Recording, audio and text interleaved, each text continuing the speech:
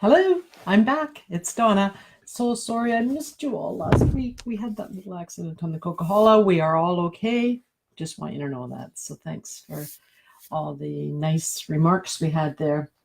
I just wanted to remind people, instead of showing my book, although, you can see it behind me. So just saying, I wanted to remind you all that BC Green an amazing catalog. And BC Greenhouse Builders is trying to get into focus here, my supporter. They support me. I am their brand ambassador. It's a beautiful catalog, and they send them out free with all the different models of greenhouse, all the ways you can use them. I think there's even an article and some pictures about me in here because I am their brand ambassador. So if you think that summer has been too short, go ahead.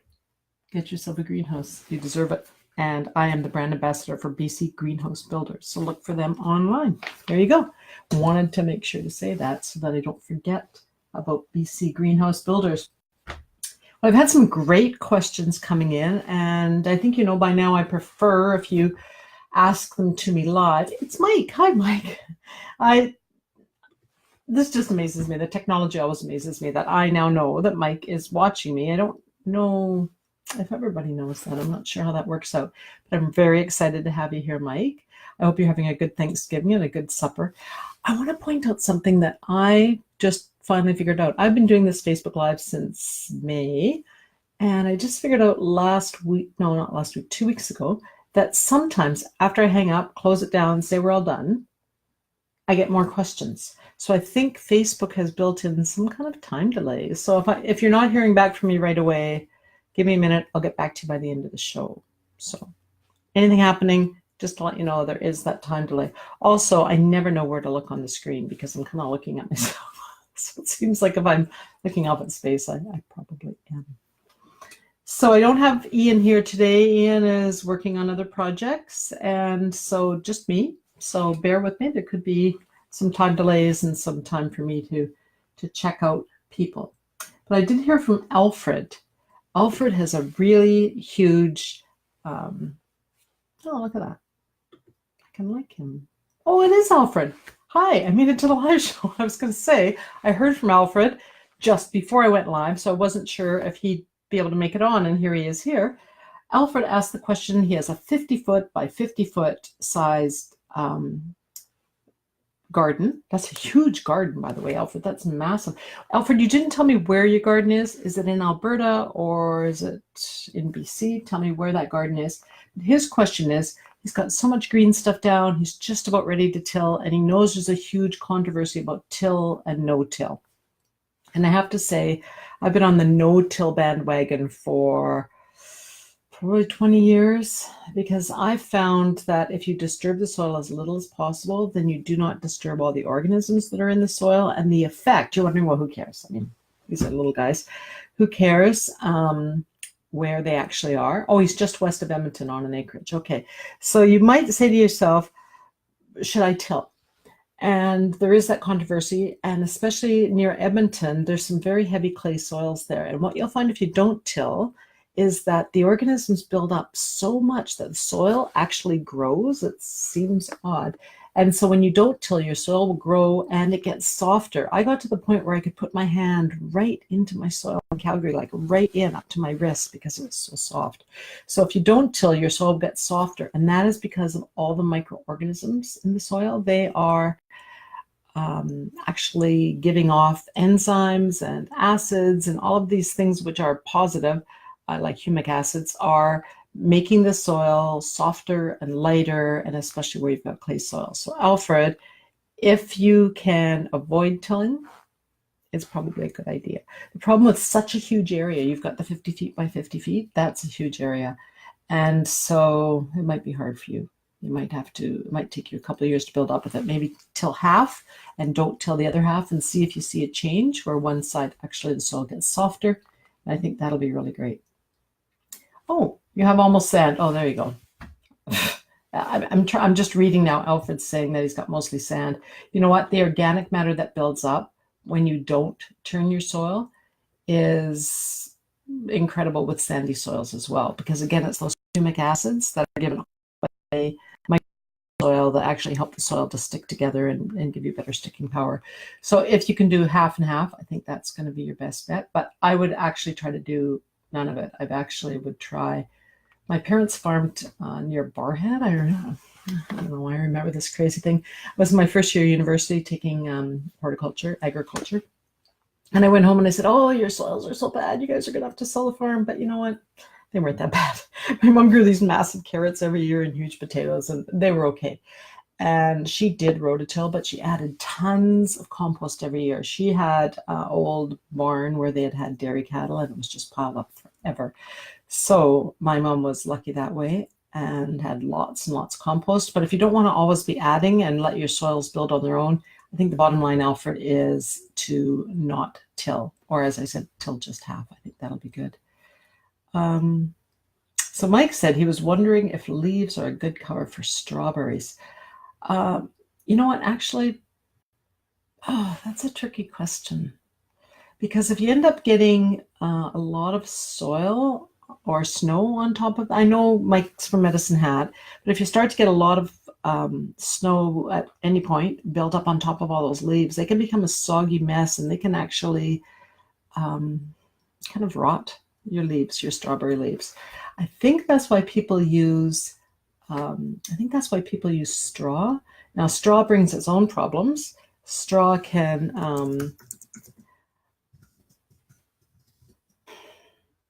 it stays airy because of those hollow tubes, but it can build up as well. So I think, Mike, instead of using leaves, just ordinary leaves that you've raked off your trees, I would think about using straw.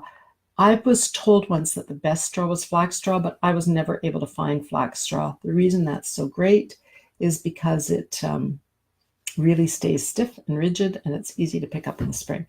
Also, if you have extra straw in the spring and you want to grow more potatoes, I've really enjoyed using the root pouches and putting the leftover straw in my root pouches, and that helps to build soil and in my compost. So try it out again, just like we were saying to Alfred, just try it out on one half of your strawberries. Maybe try using some straw. You may find you get some weeds. That's the only thing I don't like about straw, is that sometimes you get the wheat or the barley, whatever type of straw it was, seeding itself because it's never completely clean. There's never absolutely no weeds. On the other hand, this fall I harvested a little bit of wheat from my patch where I used straw, and that was kind of fun too. So I hope that helps, Mike. Just type that in. Got it? All right. So hope that helps. Mike says also they has tons of marigolds growing with them. Mike, I wonder if you have pot marigolds or the regular old-fashioned French marigolds. The pot marigolds just have a single row of flowers around. They're also called calendula. The regular marigolds will be killed with the first frost. They don't actually tolerate any frost, and they'll be killed with that first frost. So I think I wouldn't worry about them because they'll be gone soon anyway. I don't know if you've had a frost in Medicine Hat yet, but I know you'll be getting one. So I think that's good. Well, that's it for those questions that are live. I also heard from Nancy. Where was she? Nancy was growing in Leduc, and she was looking for a better tree. And thanks, Mike. Nancy was looking for a better tree. She just moved here from Eastern Canada, and she's so used to all the fantastic maples and all the fantastic oaks that grow. And so I was thinking for Nancy in Leduc that she should be trying an Amur Maple. The Amur Maples don't have the big maple leaves, but they do get the fabulous red color in the fall. So really nice that way to have that red, those red leaves. And so the Amur Maple, there's even one called Hot Wings, which has red little samaras, and so that's really pretty on the plant. So I think that would work in Leduc. That would work pretty well. But also a plant that I hardly ever see used. When I was a student like 100 years ago at the U of A, we had silver maples growing all over the campus, and they often have multi-stems, and the silver maple stem is kind of like a birch stem. Birch is white, silver maple is silver, but it's a really beautiful plant. So if you're growing in Leduc, for sure, you will be able to grow a silver maple. And silver maple is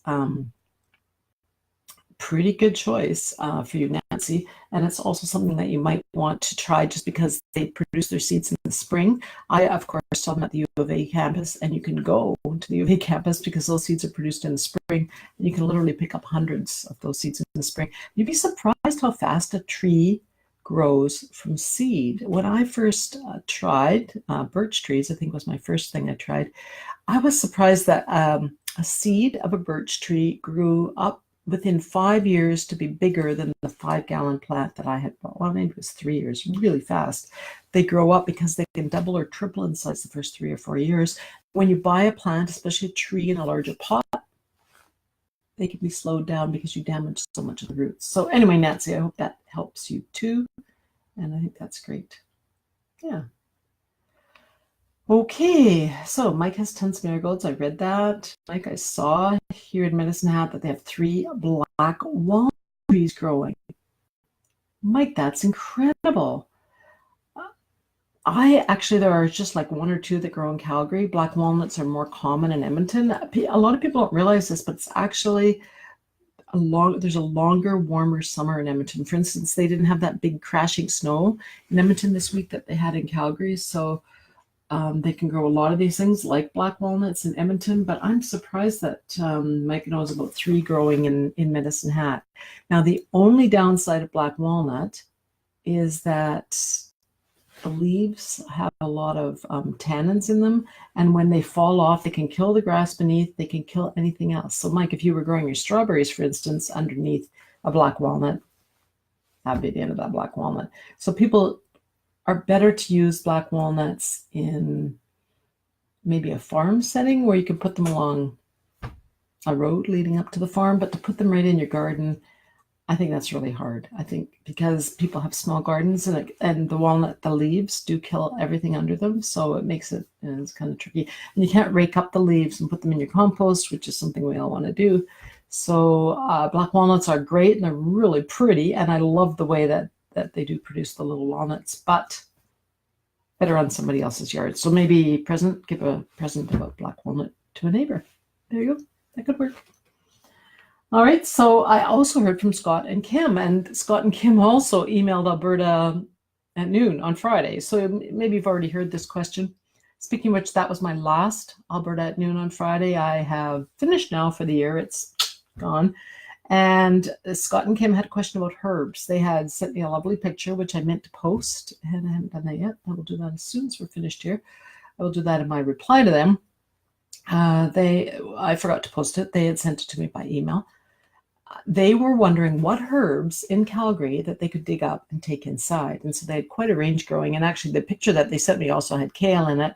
And I've seen kale, which is not a herb, but it's a vegetable. I've seen it last in Calgary sometimes to the end of November or even later because it can take such a cold temperature. So even though it's been snowing there and there's a lot of snow on the ground, it doesn't mean that it's too cold for kale. But among the other herbs they sent me a picture of tarragon. That's fine. You can leave it in the ground. It's super hardy in Calgary. Thyme, again, super hardy. Oregano, fantastic. But they also sent sage. They had purple sage. And purple sage is something that I've seen live some years, die in other years. So honestly, I don't think it'll overwinter for them. And the other one they had was lavender and rosemary. And those two, again, quite questionable. I have seen people overwinter lavender when it's really in a hot spot. It's getting nice drainage and sunny, maybe sandy soil. But lavender is quite fussy. And rosemary is absolutely intolerable of any cold weather. So rosemary is a Mediterranean plant. It has to have it hot.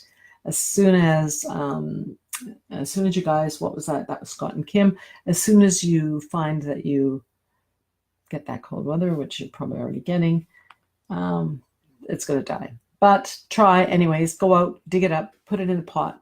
Take some soil with you, but more focus on getting some potting soil so that you move it up into a bigger pot with some potting soil.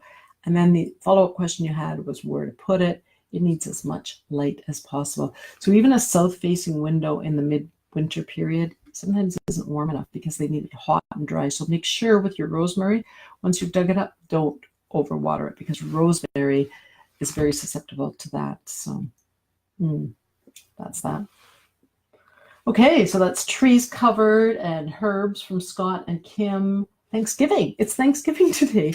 It's me silly that I'm here today with Thanksgiving, but why not? This is a perfect day to be sitting and relaxing and drinking tea and talking to people.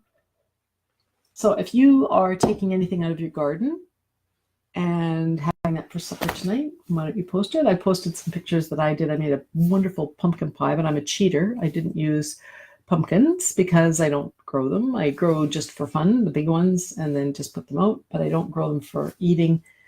Quite a few people did email me back that they grow the little sweetie, which is that one variety of pumpkin that you can grow that is sweet, because most of them have been bred to be this big and tasteless. So if you are growing pumpkins, that's fantastic. I didn't, though. I had a Pontmerron squash, which was a new squash, and it is something that I used in my Thanksgiving dinner. I see Mike's rosemary's already survived a few frosts. Mike, you must be the most amazing gardener. You have to send me a picture of that. That sounds really great. Usually rosemary is very fussy and they won't take that -30 weather, so probably you should be able to get it. Sorry, I'm jumping back and forth here, but Mike's rosemary has survived a couple of frosts, so I'm hoping that Scott and Kim's is still alive so that they can dig it up and bring it in, because that's what they were looking for, a list of the herbs in their garden, things that they could bring in. And there's Donna. So I'm just going to finish up Thanksgiving. So we had the squash, which was a Pontmerron squash, just a little guy, but dark orange. My husband said, and I quote, he didn't say it was the best pie. That was kind of odd, but he said it's one of the better pies he's ever had. And of course, he's very fussy. He doesn't like, for instance, blue potatoes. He only eats white potatoes. So this is a guy that, I was worried that he might not like this Pontmerron squash. But if you're making a pumpkin pie tonight, tell me what you put in it. Tell me what other things from your garden that you were able to pick so that you could use them in your dinner. I had kale and I had tomatoes. I still have lots of tomatoes left in my greenhouse. Thankfully, I have the greenhouse. I had fresh beans from my greenhouse. I picked a beet so that I could spiralize it. This spiralizing thing is ridiculous. That one beet was into a piece like 100 feet long. And the person that helped themselves to that in the salad, they got a very long, it was silly actually, they got a very long piece. We had to get out a knife and cut it off so that they would be able. Anyway, I'm just saying I had beets, kale, tomatoes, a squash, potatoes, of course, and that's what we had from our dinner. So if you had some things from your Thanksgiving dinner, let us know what you had. I think it's just kind of fun to see what gardeners are growing. I just realized I'm wearing my Wild Foods Festival shirt, which is from New Zealand. So I hope that we don't have any people offended by that. Okay, Donna Kafara. Good to see you, Donna. Can you please tell me, if possible, to overwinter my potted Japanese maples? So I'm assuming Donna is in Calgary as well. And yes, you can do that. You can overwinter them, but most people put them in their garage. If you've got a bit of a heated garage, if you've got one of those old school garages that's maybe out the back 40, that doesn't have any heat at all, that's no good. If you've got one of those newer types of insulated garages that would maybe get down to -5, you'll see that those Japanese maples can go down to -5, -10. So hopefully you can leave it outside long enough, Donna, so that the leaves on the tree naturally fall off. If they crisp and just freeze on the tree, then just get it in the garage right away. But if they're turning a bit of color, and even the red-leafed ones do turn a slight bit of color, then they start to drop. Let them drop outside if you can, and then bring it into the garage, and only water it maybe once or twice all winter. Don't give it tons of water. You don't want the roots to rot. And so, yes, you should be able to overwinter that in a garage. I see I'm spelling garage wrong, especially if it's a heated garage. I don't say that you have to be a hot garage, but if it's heated and you get at least, not colder than -5, I think you'll be okay. In fact, it doesn't matter. I think they can go down to -10, but let's say -5 to 10. Okay, I typed that answer. And there you go. Great. So that's great, Dawn. I hope that helps. I have seen quite a few people overwinter them, and it's just the easiest way to overwinter them, I'm going to tell you this now for next spring, if you do get it, is to leave it in the pot, bury that whole pot outside. Because then when we get these crazy situations in Alberta, which does happen, we can actually dig up that whole pot and just move it inside. We don't have to be getting out there when it's sloppy and messy and wet and digging it up. We just kind of can pull that pot right out.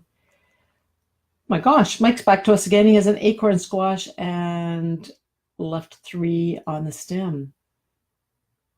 So that's amazing. So acorn squash for dinner tonight, I take it.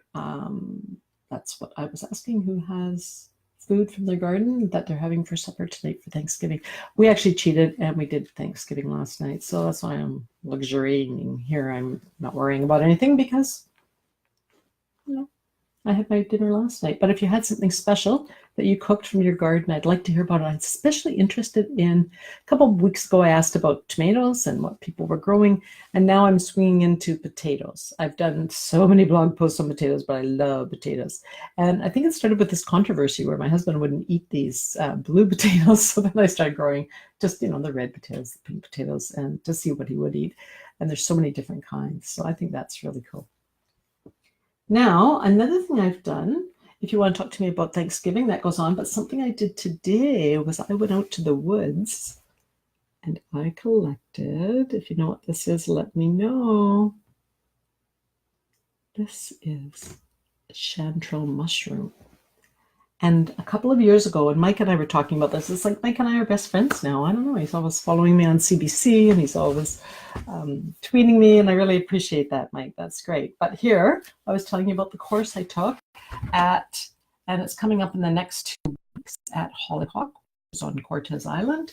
And I bought this book, Mushrooms of the Pacific Northwest, because the course is held on Vancouver Island. And what I love about this book is that all the different types. Ooh, that's interesting. I took a picture of this one today. I didn't pick it. I thought it was a honey mushroom, and I'm just reading it's one of the psilocybe mushrooms, and those are the magic mushrooms. Anyway, this was a course I took at Hollyhock, which is a class that you can, it's an organization that offers classes like yoga and all kinds of crazy things. But for some reason, once a year, they also have Paul Stamets come up. This isn't Paul's book. This is a plant ID book that he recommended by Steve Trudell and Joe Amani. And the reason he recommended this one is because it starts with spore color. And so many people go wrong and accidentally pick poisonous mushrooms by thinking that they recognize, like they might see something that looks like the chanterelle, but it turns out to be one of those psychedelic mushrooms. So the best way to know is, actually this is a psychedelic mushroom right on the cover here. But the best way to know what you're eating is to actually take the mushroom that you've picked and put it down on a piece of paper and let the spores fall out. And then this book, and the reason I love it so much and the reason that Paul Stamets suggested it is because it starts with a key. If I can find the key, and if you've ever gone to school and taken any botany courses, you'll see that there's, you'll see what a key is. So you start with light colored spores, and then it goes, if they're light colored, do they do this or do they do that? So the very first light colored one is chanterelles. That is so common. And that's why I confidently pick chanterelles, featured here on page 42. And there you go. I just found another one today. There it is, chanterelle. Looks good, but the ones I picked in the wild are even better. So I was out doing that today. If you were outside doing anything other than making your turkey, let me know what you were up to today. Okay, so what else have we heard from? Oh, Paul Stamets. Mike said he did his turkey on Saturday, and Paul Stamets has many books about mushrooms. Paul Stamets focuses on growing mushrooms and how you can use mushrooms for health. And he's actually got products that he sells now too, if you're interested in that. But I'm not so worried about that. He also offers courses on how to grow mushrooms, and that's a lot of fun. I went to Carbon, just outside of Drumheller. Oh, I feel so bad that I forgot, you guys. I went there just a couple of years ago, and we did a whole, right after I went and had Paul's course, we learned how to inoculate straw and put it in bags, and we all grew our own mushrooms, which was kind of fun. But Paul focuses on that. He also does patents things for health, and so he's got a really great pill now for breast cancer, which is really interesting. Hopefully nobody that you know has that, but Paul Stamets is an amazing researcher. So if you don't know much about mushrooms, you could also hear Paul Stamets' TED Talk.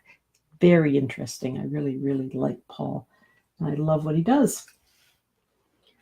So I was out mushroom picking today. I'm just seeing a little bug. And you might be asking, what do I do with these mushrooms once I've got them? What I usually do is just slice them lengthwise and I put them in my food dryer. And if I just have a few, sometimes I'll just cook them right up and I make a kind of a white sauce and then first I fry the mushrooms, then I put in some flour and then some broth, like turkey broth. After you've made your turkey, you'll have broth, and that makes a bit of a gravy. And then you put your cooked mushrooms back in, maybe some onions. Really good. And you can serve that over any kind of meat or rice or anything like that. It's just really delicious. So as you can tell, I love to cook. I love to garden. I love to do all of these things. And you're at the right place if you want to ask me gardening questions, because we've been on for 25 minutes. We have a couple minutes left. If you have any more questions, I'm just checking my list to see if anyone else asked me anything else. Oh, no, I really wanted to make sure that if you've got a favorite potato, and that potato that you're cooking tonight or harvesting maybe, because remember with potatoes, even though it's snowing in parts of Alberta, raining in parts of BC, you'll find that the tops will die. But even once the tops are dead, it doesn't mean the potatoes are dead or finished. When I used to work at the university up at Edmonton, we would go out and dig the potatoes sometimes last week of October, and it was getting quite cold by then. So as I was saying, it's not critical to get your potatoes dug. And here, now that I've got a garden on the coast as well, I actually don't worry about digging them at all. Like, I don't have a day where I say, well, I'll go out and dig all the potatoes. I just dig them as I need them. And I think, my favorite so far this year is the French fingerling. I don't know if anyone's grown that. I get all my potatoes from Alberta. They all come in from Eagle Creek Farm. And I love Joe in there. He's so interesting to talk to. And he took me to French fingerlings a couple of years ago, and I really love those. And from someone else, I had bought just 2 Ziegerling potatoes, which are a fingerling white, and really like that. So right now, those are my 2 favorites. I did try something new this year. It was called Bintje, Bintje, and I tried to make mashed potatoes out of them, and people didn't say they didn't like them. Nobody was quite that blunt, but people said that they were dry, they were lumpy. Like, that was the Bintje potatoes. So I'm thinking, cross those Bintjes off. They were really nice baked. I had them a couple weeks before. But I'm going to stick with those Zieberlings and the French fingerlings. And like I said, I haven't even got them all out of the ground yet. So we don't have any more questions, and we're running out of time, I think. So I would just throw that out to you. If you have a question, you can send it in now, or because we've had this delay where we don't always get everything answered right on time, I'm going to let you continue to answer them, and I'll stay here for a few minutes and answer them as well. But this might be a good time for me to remind you that I am a brand ambassador for BC Greenhouses. I'm very excited about their new catalog. This is not my yard on the front. What a beautiful yard. But they do have greenhouses that they build commercially, as well as, okay, this one's in the tropics. Nobody's going to get that. I actually wonder why people in the tropics have greenhouses. Maybe it's because it rains so much. This is not me either, but it's beautiful. So you can get these catalogs for free. You just have to send to BC Greenhouse Builders. Just Google BC Greenhouse Builders. And even though they're called BC Greenhouse Builders, they sell their greenhouses across North America. And they just had some information that they were saying recently that the floods and tornadoes that have hit, and hurricanes, winds, it's not a problem. These greenhouses are guaranteed for life. So that's my little paid advertisement for non-paid advertisement. Anyways, one more question from Donna before we go. Mike's going to buy potatoes. That's a good idea too, Mike. I actually like growing them, but it's a good idea to buy them. And Donna has just asked me another question. I'd love some information on organically fighting spider mites in the greenhouse. The best way to fight spider mites in your greenhouse, Donna, is to, first of all, they're going dormant soon, so stop worrying about them. They're going to all crawl up into your windows and your little cracks around your greenhouse, and they're going to be dormant until March. So you're going to think they've gone away, but they haven't. By the middle of October, they'll be up into the rafters and gone. So scrubbing those windows really helps with soap. Also, There is a really good biological. It's called Persimmilus, and you can order that from the different businesses that sell, and there's quite a few. So just text me later and I'll tell you where I buy mine. But I tried them once. I got some spider mite predators once and done. I didn't have to keep bringing them in all the time. The predators are amazing. And so that's it. You don't have to do anything else. If you just get one application in your greenhouse, well, maybe, I mean, bigger greenhouses, commercial greenhouses are always taking out the whole crop. So sometimes they get more, but I leave the soil in my greenhouse. So there is a place for those beneficials to go. So I buy the Persimmilus. So that's what I would recommend. I would recommend that you do that you buy some Persimmilus, but don't do it this year because spider mites will be going dormant in the next week. Really, we've only got a week or so till the light levels get less than 10 hours a day, and they tend to go up into the rafters.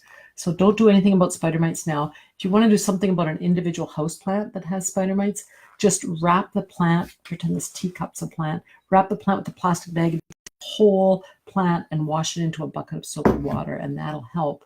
But meanwhile, when you get spider mites, it's just take the plants outside and hose them off. If you can hose them off once a week, if they're house plants, then bring them back in. That's actually, and I mean hosing, like get the water up inside the plant and wash it out. That really helps. And even in the greenhouse, that will help.